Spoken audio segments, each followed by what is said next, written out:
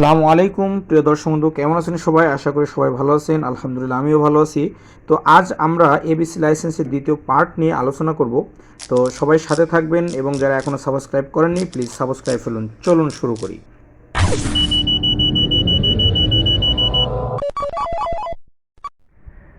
Viewers, এখানে একটি drill machine দেখতে পাচ্ছি। এটা হচ্ছে একটা নর্মাল ড্রিল, যেটা আমাদের নর্মাল কাজ করার জন্য ব্যবহার করা হয়ে থাকে। যেমন কোনো একটা শিট ড্রিল করার জন্য, তারপরে কোনো কাঠ, বিভিন্ন ধরনের ছোটোখাটো কাজ করার জন্য এই ড্রিল মেশিনটা ব্যবহার করে থাকি। এরপর হচ্ছে এখানে একটি ম্যালেট হ্যামার দেখতে পাচ্ছি। এই ম্যালেট হ্যামার দিয়ে আমাদের বিভিন্ন ধরনের সফট কাজ করার জন্য, এটা সফট হ্যামারও বলা হয়ে থাকে অনেক সময়, যে সফট কাজ করার জন্য আমাদের এই হ্যামারটা ব্যবহার করে থাকে টাইলসের কাজ করার জন্য বা বিভিন্ন আনুষঙ্গিক কাজ করার জন্য। এরপর হচ্ছে পাইপ রেঞ্চ। এই পাইপ রেঞ্চটা আমাদের যখন মোটর ইউজ করি, তখন মোটর ইউজ করার সময়, এই মোটর লাগানোর সময় আমাদের যে পাইপগুলা বা মোটরের যে বিভিন্ন নজল টাইপের টাইট দিতে হয়, বা যে চেক বল, যে বিভিন্ন ধরনের জিনিস আছে, বা পাইপটাকে টাইট দেওয়ার জন্য এবং খোলার জন্য মোটরের কাজে, মোটামুটি ইলেকট্রিক্যাল কাজে ব্যবহার করা হয়। এছাড়াও এই পাইপ রেঞ্চ প্লাম্বিংয়ের কাজে ব্যবহার করা হয়ে থাকে। এরপর হচ্ছে এখানে একটি কলিং বেল আছে। এটা হচ্ছে ডিং ডং কলিং বেল, এটাকে ডিং ডং কলিং বেল বলা হয়। এরপর হচ্ছে এটা হচ্ছে একটি রেগুলেটর, যেটাকে ইলেকট্রিক্যাল রেগুলেটর বলা হয়। ইলেকট্রিক্যাল রেগুলেটর বলা হয় এটাকে। হচ্ছে এর ভিতরে একটা ট্রান্সফরমার মতো কয়েল আছে। আর এখন বর্তমানে যেটা ইউজ করি সেটা হচ্ছে ইলেকট্রনিক্স রেগুলেটর। তো এই ইলেকট্রনিক্স রেগুলেটরের চেয়ে কিন্তু মোটামুটি এখন আমাদের আগে এই ইলেকট্রিক্যাল রেগুলেটরগুলো ব্যবহার করা হতো। এটা হচ্ছে ইলেকট্রনিক্স রেগুলেটর। এরপরে আছে হচ্ছে এখানে একটি পুশ সুইচ। এটা হচ্ছে পুশ অফ, আর এটা হচ্ছে পুশ অন। তাহলে একটা হচ্ছে পুশ অফ সুইচ আর একটা হচ্ছে পুশ অন সুইচ। এরপরে হচ্ছে এখানে একটি প্যানেল ভোল্ট মিটার দেখতে পাচ্ছি। এখানে এটা হচ্ছে ভোল্ট মিটার, যেটাকে প্যানেল ভোল্ট মিটার বলা হয়, কারণ এটা হচ্ছে আমাদের বিভিন্ন ডিবি প্যানেলে বেশি ব্যবহৃত হয়ে থাকে। ঠিক এরপরে আর পাশে হচ্ছে একটি অ্যামিটার, যেটা হচ্ছে প্যানেল অ্যামিটার, যেটা আমরা প্যানেলের অ্যাম্পিয়ার পরিমাপ করার জন্য ব্যবহার করা হয়ে থাকে। এটা হচ্ছে 5 অ্যাম্পিয়ার সিঙ্গেল ফেজ। আর এটা হচ্ছে আমরা 440 ভোল্ট ইউজ করতে পারবো সিঙ্গেল ফেজের জন্য। মানে আসলে ভোল্ট মিটারটা তো ইউজ করে প্রত্যেকটা ফেজের জন্য, যে প্রত্যেকটা ফেজে কী পরিমাণ ভোল্ট আছে।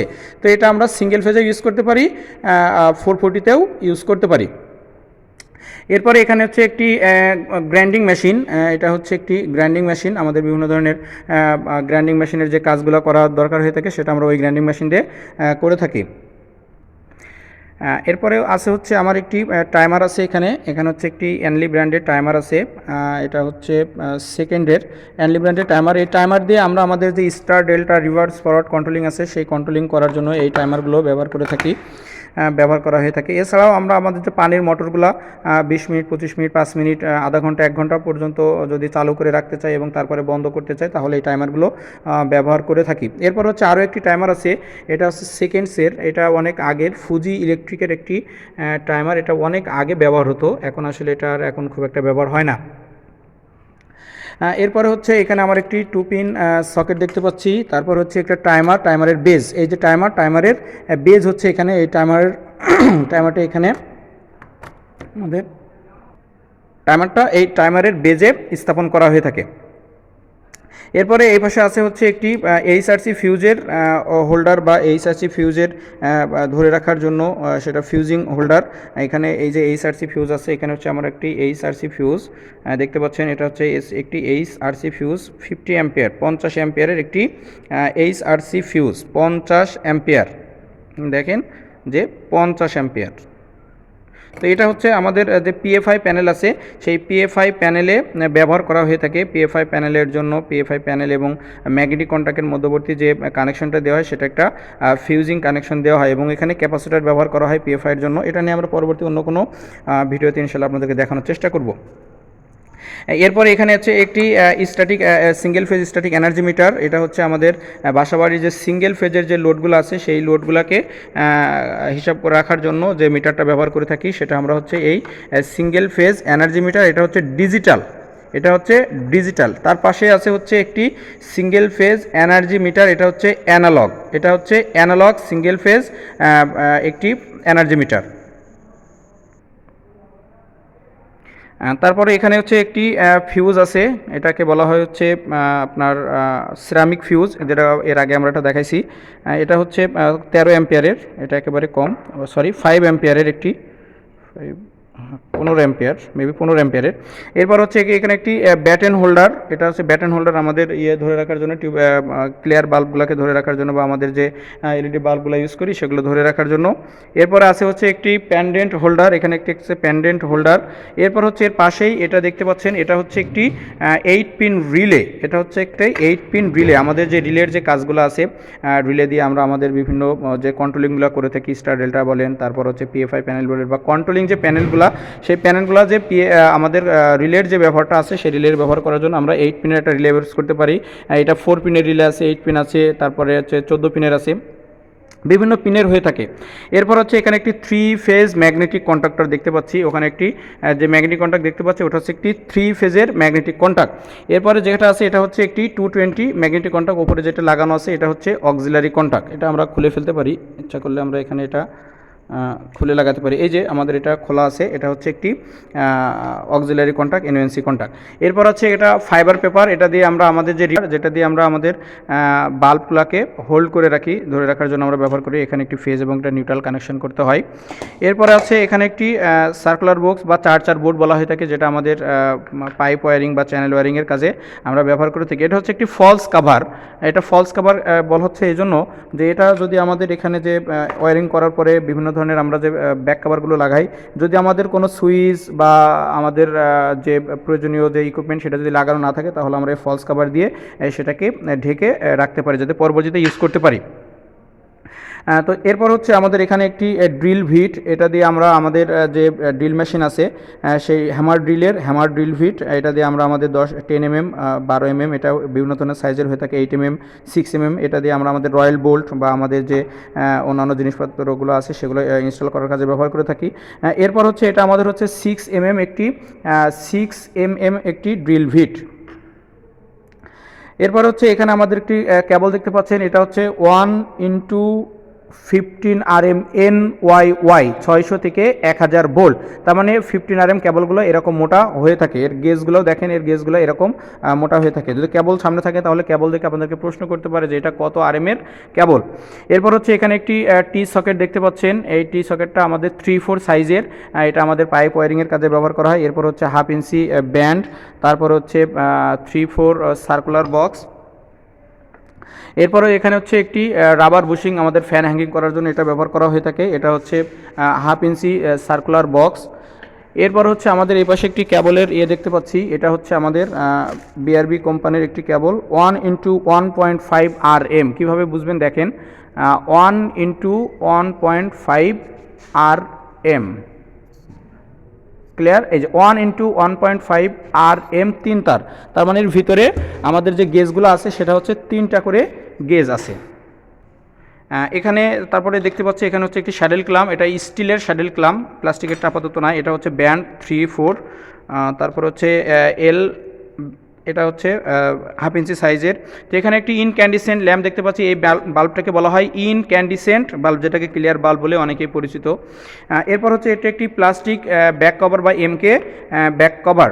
এরপর হচ্ছে এখানে যেটা দেখতে পাচ্ছি এটা হচ্ছে একটি কপারের বার বা বাসবার বলতে পারেন, এটা হচ্ছে আর্থিনের বা বিভিন্ন আমাদের যেখানে ব্যবহার করা হয় আর্থিনের জন্য আমরা ব্যবহার করে থাকি।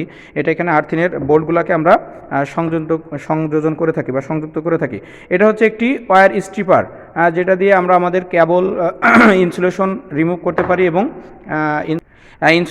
করতে পারি এবং কেবল কাটতে পারি। এরপর হচ্ছে এটা একটি অ্যাডজাস্টেবল রেঞ্জ বা স্লাইড রেঞ্জ, নট স্লাইরেন্স, এটা হচ্ছে স্লাইড রেঞ্জ অথবা অ্যাডজাস্টেবল রেঞ্জ। এরপর আরও একটি পুলিপুলার, এটা হচ্ছে একটু ছোটো সাইজের, আমাদের যে সিলিং ফ্যান আছে সিলিং ফ্যানের বেয়ারিংগুলো ওঠানোর জন্য এটা ব্যবহার করা হয়ে থাকে। এখানে একটি বেয়ারিং দেখতে পাচ্ছি, এটার সাইজ হচ্ছে 6203, যেটা আমাদের সিলিং ফ্যানের একেবারে টপে ব্যবহার করা হয়ে থাকে। এরপর হচ্ছে এখানে একটি চেঞ্জ ওভার সুইচ লেখা আছে F এবং R, ফরওয়ার্ডে তার মানে সামনের দিকে এবং মাঝখানে স্টপ এবং পেছনের দিকে। তার মানে আপনি যদি পিডিবি এবং জেনারেটর বা পল্লী বিদ্যুৎ এবং জেনারেটর ইউজ করে থাকেন তাহলে সেক্ষেত্রে আপনার এই চেঞ্জ ওভার সুইচটা ব্যবহার করতে হবে, অথবা auto change over ATS auto transfer switch ব্যবহার করতে হবে, যেটা নিয়ে আমরা আগামীতে আলোচনা করব। আপনারা আমাদের সাথে থাকবেন, তাহলে আমরা আমাদের পরবর্তী ভিডিওগুলো আপনাদেরকে জানাতে পারবো। এরপর এখানে একটি আমি কর্ডলেস ড্রিল মেশিন ইউজ করেছি আমাদের নাট খোলা এবং স্ক্রু খোলা এবং টাইট করার জন্য, এটা খুবই উপযোগী একটা জিনিস। এরপর এখানে একটি আছে টগল সুইচ, এই টগল সুইচের হচ্ছে সামনের দিকে অন, মাঝখানে স্টপ, পেছনে আবার অন। এরপর হচ্ছে এখানে আমরা দেখতে পাচ্ছি হেক্সো, এইটাকে বলা হয় হ্যাক্সো ব্লেড, আর এটাকে বলা হয় হ্যাক্সো ফ্রেম, এবং টোটাকে আমরা বলি হ্যাক্সো। ভিউয়ার্স এখানে দেখতে পাচ্ছি এখানে হচ্ছে একটি আমাদের সুপার এনামেল ওয়্যার আছে, এটা সম্ভবত 26 অথবা 27 নাম্বার বা তারও কম হতে পারে। এই যে আমাদের স্ট্যান্ডার্ড ওয়্যার গেজ মিটার দিয়ে ওটা পরিমাপ করে দেখতে হবে। এখানে লেখা আছে কত 2 হার্স পাওয়ার 4.6, যাও এখানে একটা আমাদের পরিমাপ করে দেখতে হবে এটা আমাদের কত আসে। এরপরে এখানে হচ্ছে একটি DB box, plastic DB box, এটা দিয়ে আমাদের বাসাবাড়ির যে ওয়ারিংগুলো করা থাকে, এখানে হচ্ছে ডিস্ট্রিবিউশন হয়, এখান থেকে আমাদের ব্রেকারগুলো সাজানো থাকে, এখান থেকে আমাদের ব্রেকারগুলোকে আমরা অন এবং অফ করতে পারি। এরপরে এই পাশে যে জিনিসটা দেখতে পাচ্ছেন এটা খুবই একটা ইম্পর্টেন্ট ইন্ডাস্ট্রিতে খুবই ব্যবহার করা হয়। আর এই পাশে যে এইচআরসি ফিউজ দেখিয়েছি, এই এইচআরসি ফিউজগুলোকে এইভাবে মানে সিরিয়ালে সাজাইয়ে আমাদের বাসবারের সাথে কানেকশন দেওয়া হয়ে থাকে। এই যে হলুদ কালারের যে জিনিসটা দেখতে পাচ্ছেন এটা হচ্ছে আমাদের বাসবার, এটাকে ব্যবহার করা হয় বেশিরভাগই প্যানেলে। তো এটা হচ্ছে আমাদের সেই HRC fuse, HRC high rupturing capacity 50 ampere. ঠিক এখানে দুইটা প্যানেলের আমাদের প্যানেল থেকে আমরা খুলেছি, এটা হচ্ছে আমাদের প্যানেলের, এখানে বাসবার দেওয়া আছে, এটা হচ্ছে দেখেন রেড লাল ফেজের এবং এটা হচ্ছে ইয়েলো ফেজের। তো এখানে আরও একটি জিনিস দেখতে পাচ্ছি সেটা হচ্ছে সেফটি গগলস, আমরা আমাদের কাজ করার জন্য সেফটি গগলস ব্যবহার করি। এটা এখন একটি হেলমেট লেবার, এই কালারটা হচ্ছে লেবারদের জন্য ইয়েলো কালার, এটা হচ্ছে আমাদের সেফটি হেলমেট। এখানে হচ্ছে একটি সেফটি হ্যান্ড গ্লোভস আছে। তো সবসময় কাজ করার সময় আপনারা এই সেফটি গগলস হ্যান্ড গ্লোভসগুলো নিয়ে কাজ করবেন। এরপরে ভিউয়ার্স এখানে আমরা একটি দেখতে পাচ্ছি হচ্ছে ডিবি বক্স, এটা হচ্ছে আমাদের বাসাবাড়িতে অথবা ইন্ডাস্ট্রিতে ছোটোখাটো ডিবি হিসেবে ব্যবহার করতে পারি, এসডিবি বক্স। এখানে হচ্ছে একটি অটো স্টার ডেল্টা ট্রান্সফরমারের একটা ব্যবস্থা করা হচ্ছে, যে আমরা স্টার ডেল্টা যে কন্ট্রোলিংগুলো করে থাকি মোটর চালানোর জন্য, সেই অটো স্টার ডেল্টার এখানে করা আছে। এই প্যানেলটা দিয়ে আমরা আমাদের স্টুডেন্টদেরকে শেখাই। তো ভিউয়ার্স মোটামুটি আজকে আমাদের এবিসি লাইসেন্সের জন্য যে ইকুইপমেন্টগুলো দেখানোর প্রয়োজন, আমরা কিন্তু মোটামুটি সব ধরনের ইকুইপমেন্ট আপনাদেরকে দেখানোর চেষ্টা করেছি। তো নামগুলো বারবার একটু মনে রাখার চেষ্টা করবেন ইনশাল্লাহ। বি এবং সি লাইসেন্সের জন্য এইগুলা যথেষ্ট হেল্প হবে। সো আগামী যে এবিসি লাইসেন্স 2022 সালে ডিসেম্বর অথবা জানুয়ারিতে যে পরীক্ষাটা হবে, সেই পরীক্ষাটা আপনারা সবাই ভালো করে দেওয়ার চেষ্টা করেন। এছাড়াও আমি আমার পরবর্তীতে আরও অনেকগুলো ভিডিও নিয়ে এবিসি লাইসেন্সের জন্য আমরা প্রস্তুত করব। তো আমাদের সাথে থাকবেন আর আমাদের চ্যানেলটাকে সাবস্ক্রাইব করে পরবর্তী ভিডিওগুলো আপনারা দেখার জন্য নোটিফিকেশনগুলো অন করে রাখবেন। তো ভিউয়ার্স ভালো থাকেন, আপনাদের এবিসি লাইসেন্স সবাই সবাই এবিসি লাইসেন্সের ইলেকট্রিশিয়ান লাইসেন্সের জন্য সবাই অনুমোদন প্রাপ্ত হন। তো এই বলে আজকে আমাদের এই ভিডিওটা শেষ করছি। সবাই ভালো থাকবেন। আসসালামু আলাইকুম রহমতুল্লাহি ওয়া বারাকাতুহু।